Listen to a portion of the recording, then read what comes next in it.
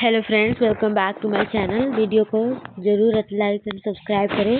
सबसे पहला चैप्टर है, उसका ऑब्जेक्टिव है प्रकाश का परावर्तन। प्रकाश के परावर्तन का पहला सवाल है कि प्रकाश के परावर्तन का नियम को पालन करता है। तो ऑप्शन नंबर ए है विसरित परावर्तन में, दूसरा नंबर ऑप्शन नियमित परावर्तन में, तीसरा नंबर नियमित और विसरित परावर्तन यानी दोनों में, इसमें से कोई नहीं, चौथा परिवर्तन। तो इसका आंसर होगा नियमित परावर्तन में। अब अगला सवाल है गोलीय दर्पण की परावर्तक सतह केंद्र क्या कहलाता है। तो गोलीय दर्पण की परावर्तक सतह के केंद्र को ध्रुव कहते हैं। इसे हम P से सूचित करते हैं। अगला सवाल है जब वस्तु अनंत पर होती है तो अवतल दर्पण से बनने वाला वास्तविक प्रतिबिंब कैसा होता है। तो जब वस्तु अनंत पर होती है तो अवतल दर्पण से बनने वाला प्रतिबिंब जो होता है फोकस तल पर होता है और अत्यधिक छोटा आकार का होता है। अगला सवाल हमारा है चौथा नंबर, अवतल दर्पण से बनने वाला वास्तविक प्रतिबिंब तब छोटा आकार का होता है जब वस्तु दर्पण के कहाँ पे रखा होता है, दर्पण के आगे रखा होता है कि दर्पण के पीछे रखा होता है। यानी अवतल दर्पण से बनने वाला प्रतिबिंब जो होता है वास्तविक और छोटा कब होता है। तो जब वस्तु दर्पण के वक्रता केंद्र पर रखा होता है, जब वस्तु दर्पण के वक्रता केंद्र पर रखा होता है। अवतल दर्पण में 6 केसेस होता है। एक दर्पण फोकस पर होता है, एक केंद्र पर होता है, एक वस्तु और केंद्र के बीच में होता है, एक फिर फोकस और केंद्र के बीच में होता है, एक अनंत पर होता है। पूरे 6 स्थिति होती है अवतल दर्पण में प्रतिबिंब बनने की। अगला सवाल हमारा है कि जब वस्तु फोकस पर होती है और अवतल दर्पण से बनने वाला प्रतिबिंब क्या होता है। तो उसका आंसर होगा क, अनंत पर होता है। जब वस्तु फोकस पर होती है तो अवतल दर्पण में वास्तविक प्रतिबिंब बनता है और वह अनंत पर बनता है और अत्यधिक बड़ा होता है। यानी बहुत पूरा बड़ा नहीं होता, मतलब मीडियम बड़ा होता है, लेकिन बड़ा साइज का होता है। अगला सवाल 6 नंबर सवाल, जब वस्तु अवतल दर्पण और वक्रता केंद्र फोकस के बीच की दूरी रखी जाती है तो दर्पण में बनने वाला प्रतिबिंब कैसा होता है। मतलब अवतल दर्पण में वस्तु को हम वक्रता केंद्र और फोकस के बीच में रखते हैं तो उसका कैसा प्रतिबिंब बनता है। तो उसका आंसर होता है वास्तविक और आवर्धित। वास्तविक होता है और आवर्धित होता है। इसका आंसर होगा वास्तविक और आवर्धित। अगला सवाल 7 नंबर, अवतल दर्पण के ध्रुव और फोकस के बीच वस्तु रखी गई है और बनने वाला प्रतिबिंब कैसा होगा। तो इसका आंसर होगा घ, आभासी और आवर्धित। जब अवतल दर्पण में ध्रुव और फोकस के बीच वस्तु रखी गई तो उसका जो प्रतिबिंब बनेगा वो आभासी और आवर्धित बनेगा। अगला सवाल, उत्तल दर्पण के सामने वस्तु कहीं भी रखी जाती है तो बनने वाला प्रतिबिंब कैसा होता है।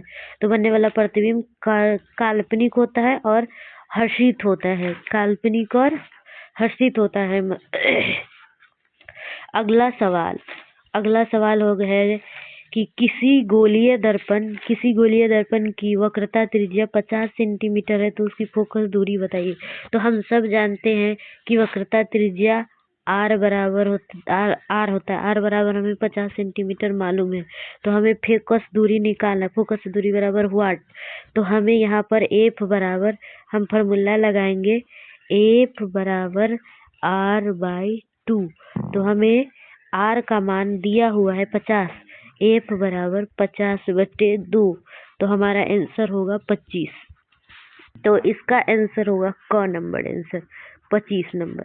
अगला सवाल 10 नंबर, किसी गोलीय दर्पण की मुख्य अक्ष के समांतर और निकट प्रकाश की किरणें मुख्य अक्ष पर एक बिंदु पर अभिसुत होती है या एक बिंदु से अपस्त होती हुई प्रतीत होती है तो उस बिंदु को क्या कहते हैं।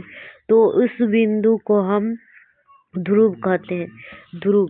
जैसे कि हम आपको बता दें यहाँ पर, जैसे कि एक गोलीय दर्पण है, सपोज ये हमारा गोलीय दर्पण है, गोलीय दर्पण है, गोलीय दर्पण हो गया। और यहाँ पर इसके समांतर एक रेखा है, ठीक है।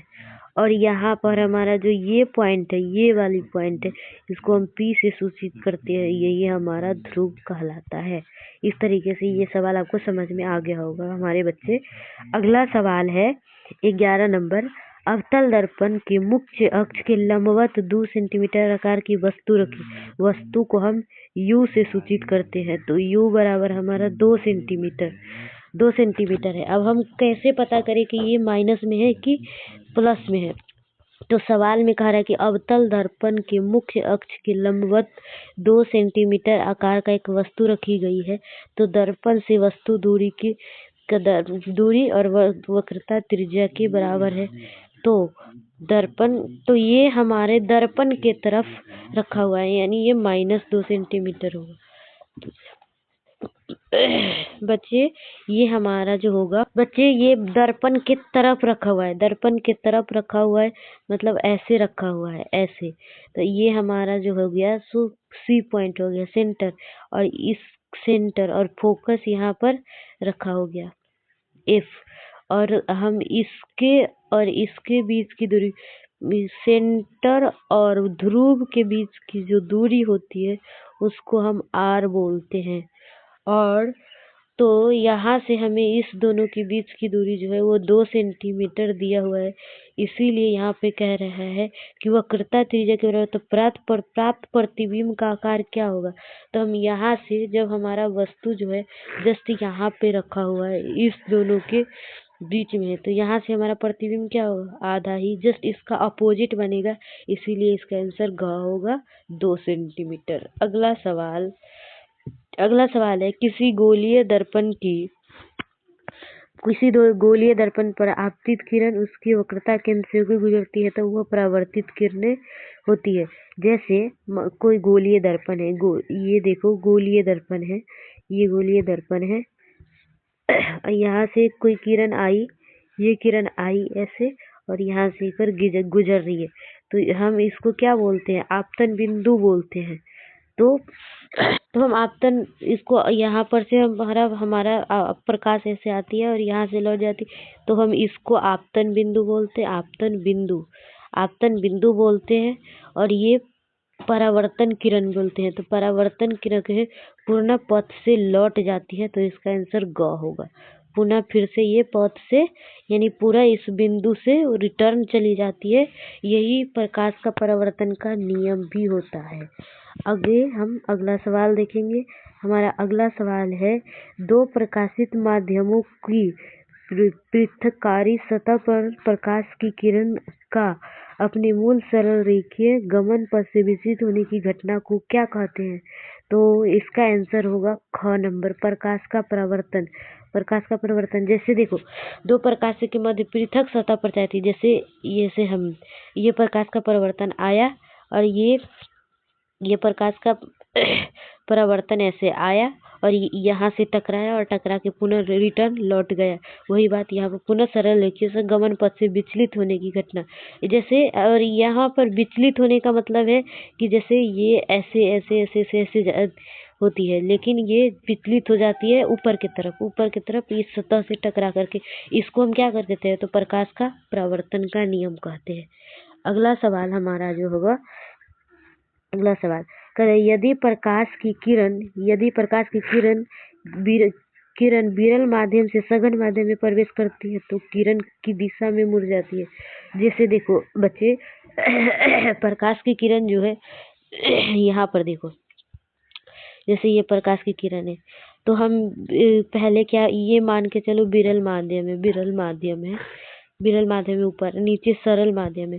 तो ये प्रकाश की किरण है, तो ये जो है अविलंब से दूर भागती है, अविलंब से दूर भागेगी, क्योंकि ये सघन ये पूरा सघन माध्यम है और ये विरल माध्यम है। विरल माध्यम का मतलब है जैसे हवा मान के चलो, सघन माध्यम का मतलब यहाँ पानी मान के चलो। और यहाँ से जैसे ही प्रकाश आएगी, पानी में से प्रकाश जब हवा में प्रवेश करती है तो सीधा प्रकाश वो जो है वो दूर अविलंब से दूर भागती है। तो इसका आंसर जो होगा वो होगा ख। अगला सवाल है हमारा कि यदि आपतित किरण दो माध्यमों से पृथककारी सतह पर अविलंब टकराती है तो यह क्या होता है? तो यह जो होता है यह ग होता है, किसी भी दिशा में नहीं मुड़ेगी। इसका आंसर होगा ग, किसी भी। जब आपतित किरण दो माध्यम से पृथककारी सतह से अविलंबित टकराकर वह तो यह किसी भी दिशा में नहीं मुड़ेगी। इसका हम आपको ऐसे दिखा, जैसे देखो सबसे पहले ये है, ये मान के चलो कि सरल माध्यम है, सरल है। यहाँ से ये किरण आया यहाँ से, और यहाँ से अविलंब के तरफ मुड़ गया थोड़ा सा। इसका ये ऐसे जाना चाहिए बट ये ऐसे न जाके ऐसे मुड़ गया और यहाँ पर फिर से टकराया, यहाँ से फिर से टकराया। तो यहाँ से टकराने के बाद ये फिर से अपने जगह पर रिटर्न आ गया। तो फिर हमारा ये और ये दोनों आपस में मिल गई और ये बीच में आपस में ये टकरा के ये पार्ट जो है हमारा वो यहाँ पे विचलन हुआ, बट यहाँ पे विचलन नहीं हुआ। यही बात यहाँ पे इस प्रश्न में कह रहा है। तो आप समझ गए होंगे। हमारा अगला सवाल है कि किसी माध्यम से निरपेक्ष आवर्तनांक होता है तो किसी भी माध्यम से इसका आवर्तनांक क्या होता है? तो वो हम आवर्तनांक जो होता है वो का आंसर है। निर्वात में प्रकाश की चाल, माध्यम में प्रकाश की चाल। हमारा इसका आंसर होगा क। अगर यहीं पे सवाल खत्म होता है तो वीडियो को लाइक और सब्सक्राइब जरूर करें।